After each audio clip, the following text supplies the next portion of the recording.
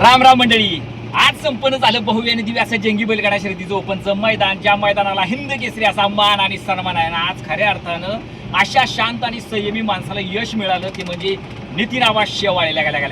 नाथखुळा पळाला पाखरे आणि नाथखुळा पळाला छत्रपती संभाजीनगरकरांचा लखन. म्हणजे आपण व्हिडिओच्या आधी सुद्धा जेव्हा पहिलं सांगितलं तेव्हा पण म्हणाल की जिथं जिथं लखन जातो तिथं तिथं गुलाल घेतो, पण आज नुसता गुलाल घेतला नाही तर हिंद केसरीचा मान सन्मान स्वतःच्या नावावर केला. आपल्याला नुकतंच माहिती आहे की श्रीनाथ केसरीचं जे मैदान झालं होतं तिथं बी लखन आणि सर्जानं वर्चस्व गाजवून फॉर्च्युनरची मानकरी ठरली होती आणि आज पुन्हा एकदा लखनच्या जोट्यात आला शेवाळ्याबांचा पाखरे आणि त्या पाखऱ्यानं लखनच्या संधीचं सोनं केलं असं म्हटलं तर अवघड ठरणार नाही. मैदान जबरदस्त पार पडलं आणि जे रती महारथी होते चांगले चांगले सर्वांना हार पत्करावी लागली. आणि यानंतर लखन असेल पाखरे असेल आणि अजूनही मातबर जी नौकी खोंड सुद्धा होती बरीचशी ती सुद्धा या म्हणजे फायनलसाठी पात्र झाली होती. लढत टॉपची होती, पण लखन तो लखनला म्हणजे नाद नाही. पश्चिम महाराष्ट्रात दणावून सोडलाय लखननं आणि आज पुन्हा त्यानं ते सिद्ध केलं वडकीच्या मैदानामध्ये.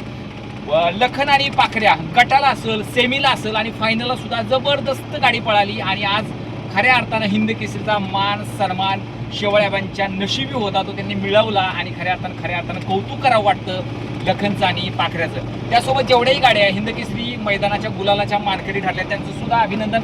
वाईट नक्कीच वाटतं की बकासूर सेमीला पळला नाही.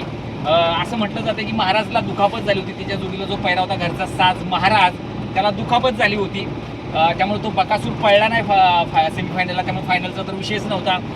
मथुर असेल, चिमणे असेल, मातबर जोडी पण तिथं सुद्धा त्यांना यश मिळालं नाही फायनलच्या पात्रतेसाठी. कारण हे बैलगाडा क्षेत्र आहे, तर काहीही होऊ शकतं आणि काहीही घडू शकतं असं आपण वारंवार म्हणतो आणि घडलं ते पण आज तसंच. चांगले चांगले रती महारथी होते, त्यांना आज हार पत्करावी लागली. हरकत नाही मित्रांनो, पण मजा आली खऱ्या अर्थानं मैदानाची. आपल्याला काम होतं फायनलचा निकाल सुद्धा आपण चालू रस्त्यातून बघितला, कारण पळापळी एवढी होती रानातल्या कामाची आणि त्यात थोडंसं काम महत्त्वाचं आलं होतं. लय महत्त्वाचं काम होतं, सांगू शकत नाही पण महत्त्वाचं काम होतं. ते काम पार पडल्यानंतर जेव्हा फायनल बघितलं अंगावर काटा आला फायनल बघताना. सेमीच्या लढती सुद्धा टॉप क्लास होत्या आणि फायनलची लढत सुद्धा टॉप क्लास झाली. आनंद नक्कीच आहे की पाखऱ्याला आणि जो नितीन आबा शेवाळ्यांना एक खूप मोठ्याचा मान सन्मान मिळाला. नक्कीच वाईट ह्या गोष्टीचं पुन्हा एकदा भरपूरच वाटतंय की रणजित निंबाळकर सरांचा सर्जा असेल, अजूनही मातब्बर बैल होती ज्यांना आज गुलाल मिळाला नाही, पण मैदान पारदर्शी आणि उत्तमरित्या पार पडलं. कारण अखिल भारतीय बैलगाडा संघटनेचा नक्कीच यामध्ये मोठा वाटा असतो. असंच एक आता मोठं मैदान येतं आहे ते म्हणजे आता पुसेगावचं हिंद केसरी मैदान.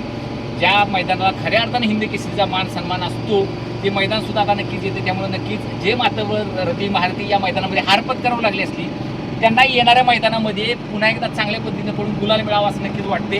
बघूया काय होतं ते. पण आज पुन्हा एकदा जेवढ्याही गाड्या गुलालात राहिल्या त्या सगळ्यांचं पुन्हा एकदा मनापासून अभिनंदन आणि पुन्हा एकदा अभिनंदन छत्रपती संभाजीनगरकरांचा लखन आणि त्याच्यासोबत जो पायरा होता आपल्या शेवाळ्याबांचा पाखऱ्या. मनापासून अभिनंदन. राम राम. चला तर.